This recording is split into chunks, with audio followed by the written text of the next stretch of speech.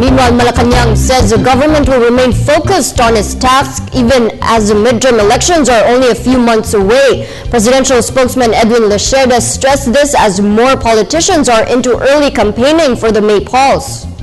Alam mo, 2013 is an exciting year, admittedly. It's midterm elections. But it does not take away the fact that the President is fully devoted to his job of governing the country. We have seen a tremendous increase in our performance in 2012, and we are not going to shortchange ourselves, and the President is not going to do that. The President is devoted to governing. At the same time, we also told the MPC during the dinner that he is also going to do some campaigning for the senatorial votes. That's part of his work as an LP, as the LP chairman, and also as the president as the chairman of the Liberal Party.